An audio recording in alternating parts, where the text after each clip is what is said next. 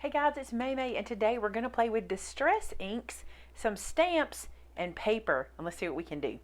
So the first thing I've done is I've taken a piece of paper and I've cut this one to 4 inches by 5 1/4. So this is perfect to go on the front of an A2 size card, and I have it on some scratch paper. Now I've got these colors of ink. These are Tim Holtz mini distress inks, mini meaning the size that they are, and I have the colors frayed burlap, brushed corduroy, weathered wood, tea dye, and old paper. Really doesn't matter the name, just kind of pick some colors you like the way they work.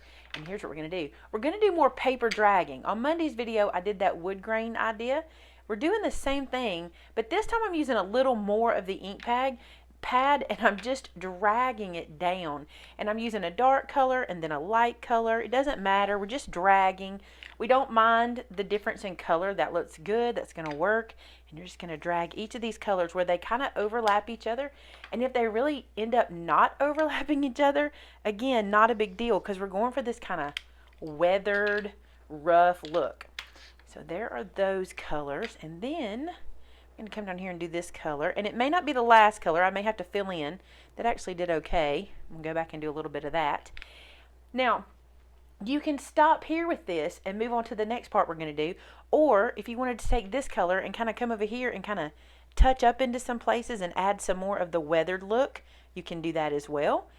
Just whatever you want to do. I just think it's a cool way to get a neat looking background paper. Let me pick this up and bring it to you and show you what it looks like. I think that is an awesome looking background paper. So there's one colorway. Let's do another one real quick. And we're going to do 2 different cards today, so you'll be able to see what it'll look like in 2 different colorways. Now for this background, I'm using some of the lighter colors from my distress ink. This color is Sponge Sugar. I'm just going to run it down the side of the page like so, doing the same thing. And remember, I'm just going straight up and down, but you could certainly turn the page if you wanted to do it in a diagonal. You could make swirly shapes by dragging your mini ink pad. You could do all kinds of stuff with these guys. And I'm not afraid to do 2. Do you see I did 2 passes there?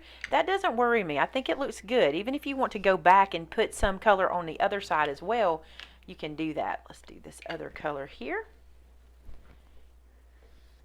Ooh, that's bright. That's pretty.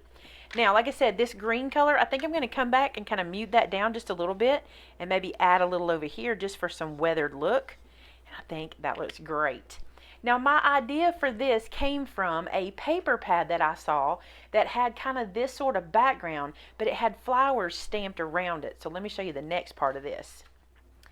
Now for this part, I pulled out this rose stamp that I have in my stash, and I'm going to use some picked raspberry distress ink.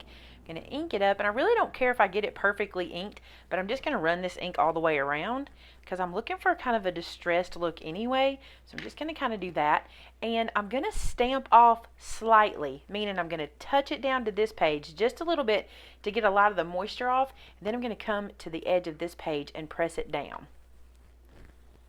And look how we get that pretty rose impression in there. I like how that looks. Now I'm going to flip it over. I'm going to come over here to do the other side the same way.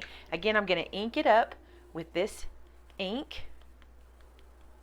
Then I'm going to slightly pat it off just to get the moisture off. So just barely touching, and then I'm going to press down again.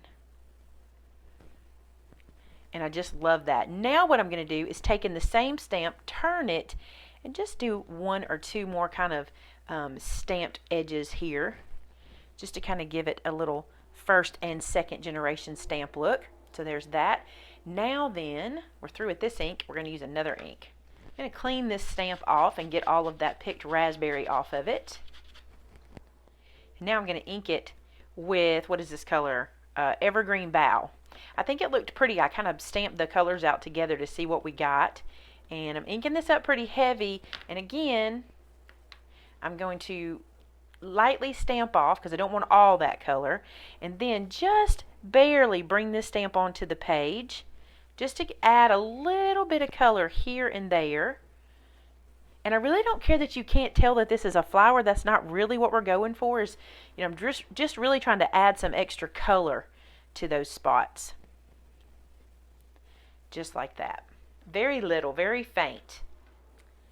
Now for the first one we did with those kind of greeny colors, we're going to do the same thing, but I'm going to use a different stamp. Another big wood block background stamp that I have, the same vintage photo ink, and I'm going to ink it up real well.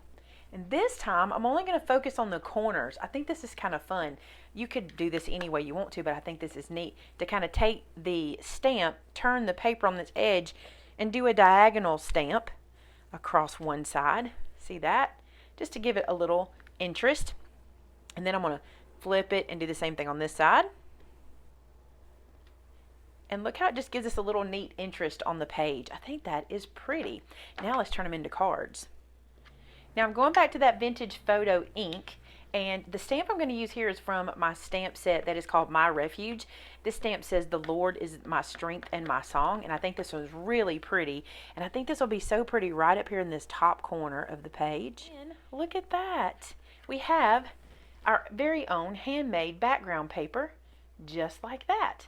Let's do the other. So still playing with the distress inks, I want to show you. This is my card base, and I have it folded in half already, and I'm just laying it down on the page. I want this page to have the same color in it that I used in my background paper. So I'm using that pink that I used from the striping, or from the stamps where I stamped the flower down, and I'm just going to run around the edge of this page and ink it up so that I know the colors match perfectly, so the edge of my card will be the same color as what I used in my background paper. So you can make your own papers and do all kinds of stuff. I know this isn't groundbreaking. I know you've seen this kind of stuff before, but I think it is really cool to do that. And then when you bring that page over and put it on the card, look how the colors all match perfectly. Same thing with this card. I'm using the Shabby Shutters, which is one of the colors we used in the stripes for it, and just dragging around the edge of the page. I want this to be more solid because I think it'll show up better if the edges are more solid than stripy like we did the stripes on the page. I think you'll be able to see more of it that way. So for this card, I'm going to add some ribbon and a bow. I'm just going to use some tape, and I'm going to wrap this ribbon around the bottom portion of the card.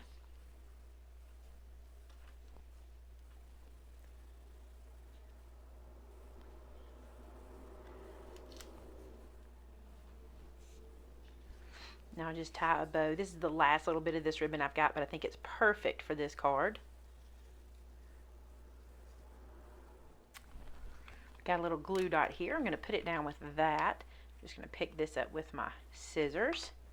Just put it into place. And then stick the bow onto that glue dot. Perfect. And then I'll put it down onto the card. So I've used a little foam tape on the back to kind of pop it up on the front of the card base. So I did the same thing here. I wrapped the ribbon around, tied the bow. I've got some foam tape on the back.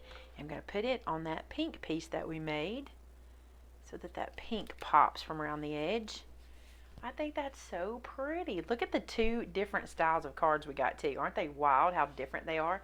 Doing the same technique, but just look how pretty. And it looks like we use pattern paper, and it's just white paper from our stash. There you go, guys. I hope you enjoyed that one. I thought this one was really neat and something different for us to do this week. I will see you guys again on Friday. If you're interested in any of the supplies that I used here that I carry in my store, there'll be a link to that below. Talk to you soon. Bye-bye.